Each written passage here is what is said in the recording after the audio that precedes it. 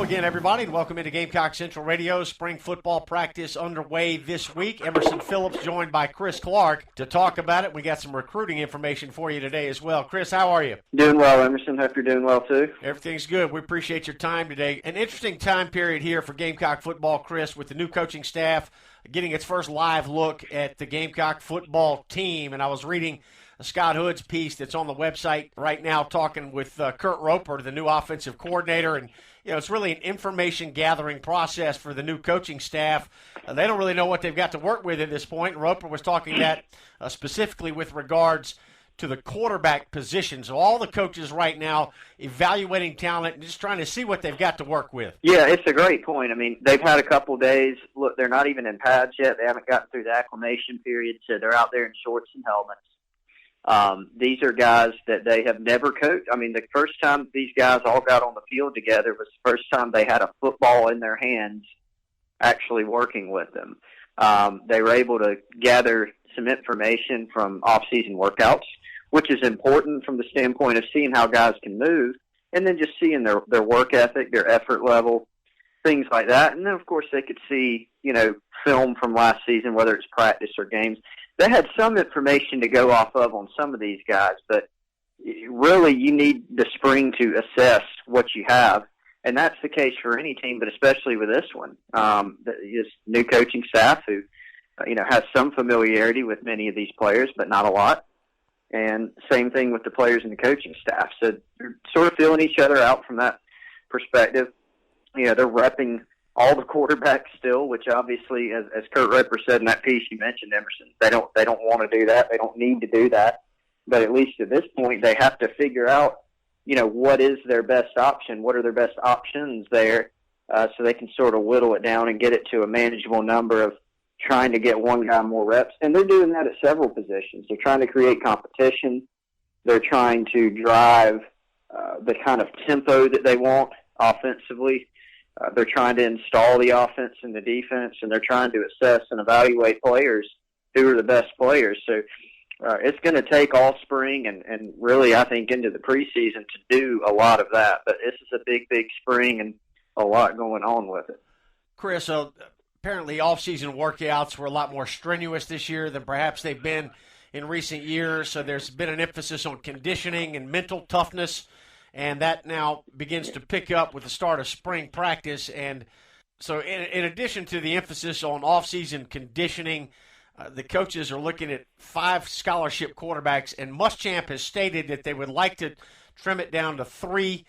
He's even said that he'd like to name a starter after the spring. What do you think the likelihood that happens, Chris, given that we've only got 15 practices here in the spring? Yeah, I mean, that is sort of a time crunch given that, again, is there an established 100% starter on the team? Well, not really, because there's a new offense, new coaching staff. Perry Orth is the most experienced guy on the team based on what he did last season, but this is very much an open quarterback race.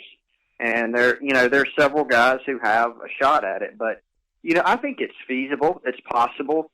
Will a starter exiting the spring absolutely 100% be the starter for the game, the first game, or throughout the remainder of the year? Not necessarily. But it's always good when you can have, your guy. I mean, you want to keep that competition going, but if you can have a guy who can begin getting the lion's share of reps, that's important. I mean, this is a new offense, and in any offense, you want to have one guy that you can give more reps because everybody needs that practice, those mental and physical reps.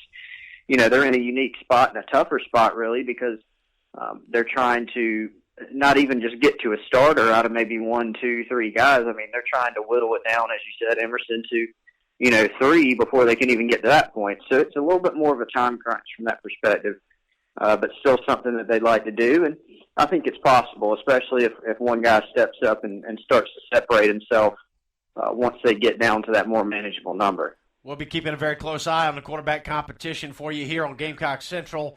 Gamecock Central Radio, Emerson Phillips with Chris Clark. Chris, with 15 spring practices, we talked about the importance of the coaching staff getting their first live look at the team.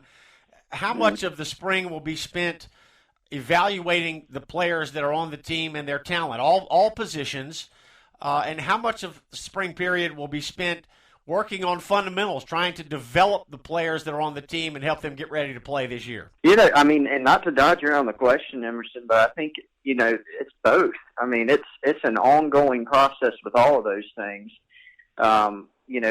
It's assessing even guys that you're sure that are going to start. What can they do well? What can they not do well? For instance, Will Muschamp's talked many times about how they would cater the defense to what the players' strengths were. If the corners can't cover a bucket of water, they're not going to ask them to play man-to-man. So, are they going to be more of a zone team now? That's possible. Maybe they get more help, in preseason. Some guys enrolling in the summer. But maybe they'll be more of a zone team, and that's something they have to assess, even though they know a lot of what they have personnel-wise right now from guys on the team. Another part of it is looking at the position battles. For instance, the quarterback competition, like we mentioned, whittling that down. And then you got to install your offense and defense because those are two new systems. You got to teach the fundamentals and all those things. So that's why, again, this is such a big spring because they're doing all of those things at once. And these things are going to have to continue into preseason camp, but that's why the spring is so big, just to start learning all those things. And it's going to be an ongoing process for quite some time, but it's just a combination of all of them. They're trying to fit all that stuff in. Okay, let's talk about the new schemes, Chris. On offense, through the early portion of spring practice, we know that tempo has been very fast in practice. Things are happening quickly in spring ball, and we know that it's been virtually all shotgun from what I understand, Chris. So talk about the offense.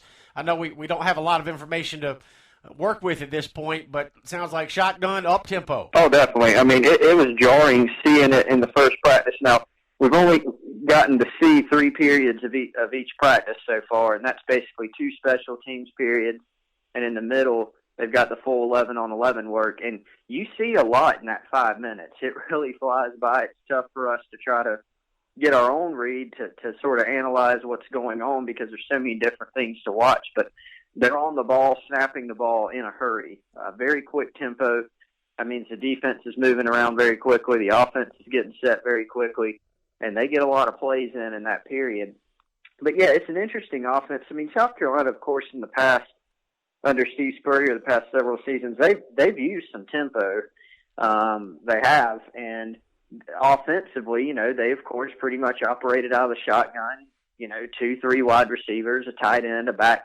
They did some of that stuff. So some of the formations, are similar. Some of the things that they'll do up front with Sean Elliott's line, with the blocking schemes, those are similar, as far as terminology and what they'll actually do.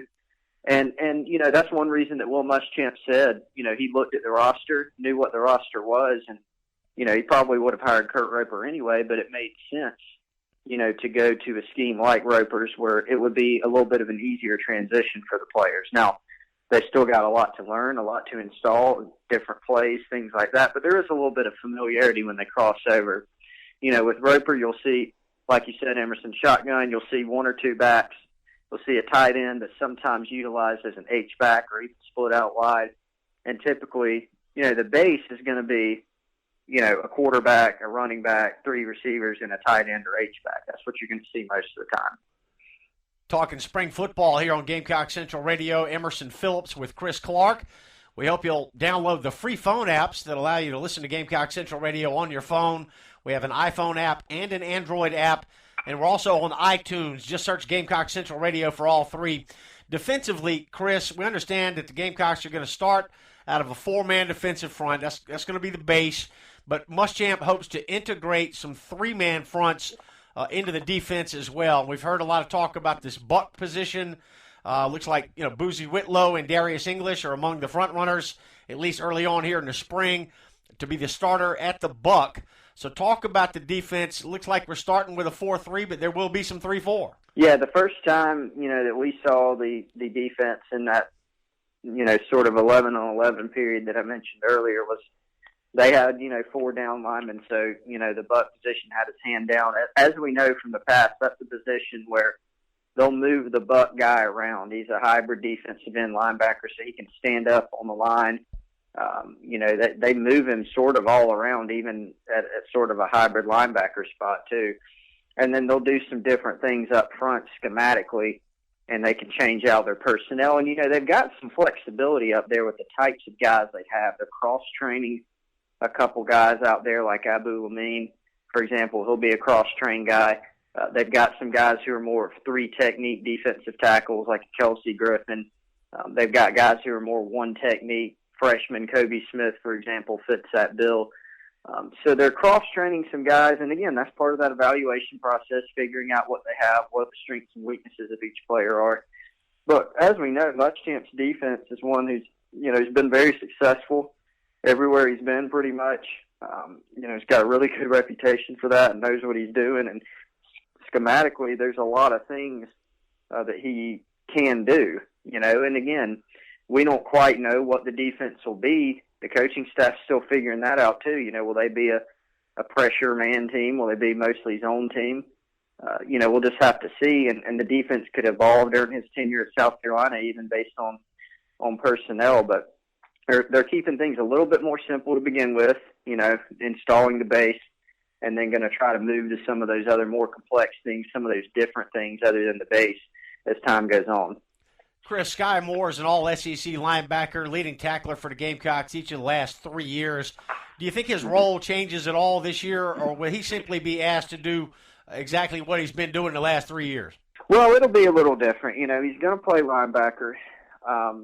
When they get into certain situations or certain packages, he maybe can move into a different type of role in the secondary, more of a hybrid player. If they get into different packages, they could do that. But Muschamp has said that he's going to be a linebacker. Our understanding is, he's done linebacker work, in the off season as well. And of course, he hasn't practiced yet this spring. He's got the neck strain, so he's been sitting out. But they're pretty happy with where he is knowledge-wise as far as the new defense. Even the linebackers now, what they're asked to do schematically, obviously it's going to be different than in the past because it's a different defense.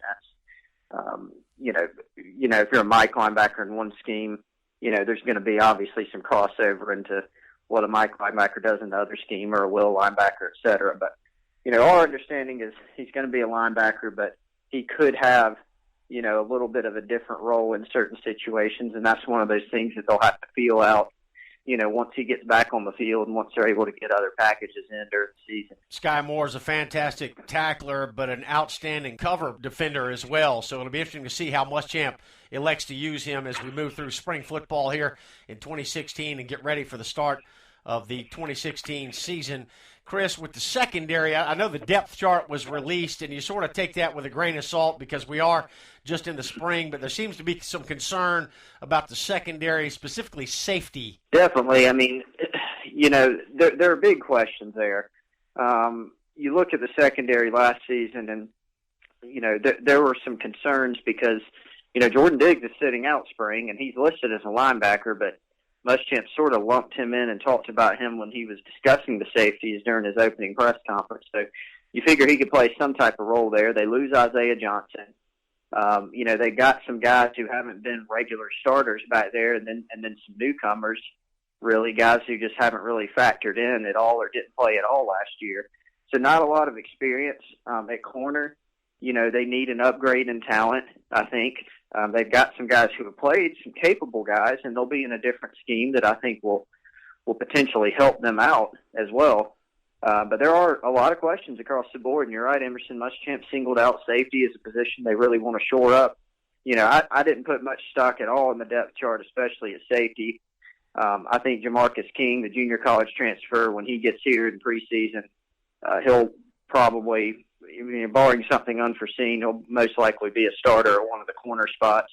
He has the size to play safety if they want, but apparently they've only discussed corner with him so far. So I think he's a guy that you could plug in to play, and he's got talent. But, yeah, they got to shore it up. They're going to create competition. I think there's a good chance that, a DJ Smith and Chaz Elder, the two second-team guys, they could very well end up being starters, I think. It just really depends on how things shake out and where they decide to plug certain guys in, and there may be some more cross-training involved there, too. New chapter being written with Gamecock football, with the Will Muschamp era getting underway in earnest with the start of spring practice. Chris, coaching, teaching, evaluating, all part of the spring football practice period. And it sounds like Gamecock coaches have got their work cut out for them, and they are earning their paychecks this spring. No doubt about it. A lot to do. And, prior to that and even now, because it is, an open period where prospects can visit campuses, they're still recruiting too. So recruiting, of course, a year-round thing. Coaching's really become more of a year-round thing too with what you can do in the off season. But they're on the field now, which I'm sure they're happy to do. So a whole lot going on. Coaching, teaching, evaluating, and still recruiting as well. All right, let's talk recruiting for a minute, Chris. I know we've got a couple of visits scheduled this weekend. Give us a recruiting update. This weekend, South Carolina's going to have, I wouldn't really call it a junior day. It's just more of some guys that are visiting for practice tomorrow, from what I understand. But they'll have a decent group there tomorrow in terms of size. Not too many guys, but there are some headliners. Keyshawn Bryan, who's a 4-star running back out of Florida, will be on campus. Another 4-star running back, Chase Hayden, out of Tennessee. Possibly in-state defensive lineman Tyreek Johnson. A couple Anderson natives, 2018 defensive lineman Stephon Lynn. Westside safety Lummy Young. Those guys will be there. Another in-state offensive lineman, Summy Carlay, and then an offensive lineman, Florida, Victor Beach, South Carolina's offered, and he's very high on the Gamecocks. Those are some of the headliners that will be coming in this weekend, and some guys that South Carolina has gotten into pretty good position for with some of those guys, and some that will be visiting for the first time, like the 2 4-star running backs that I've mentioned. Good stuff, Chris. We appreciate your insight. Thanks for your time today. Thanks for having me, Emerson. All right, he's Chris Clark. Always good talking Gamecock football with Chris. I'm Emerson Phillips. This is Gamecock Central Radio. Thanks for joining us, and have a great weekend.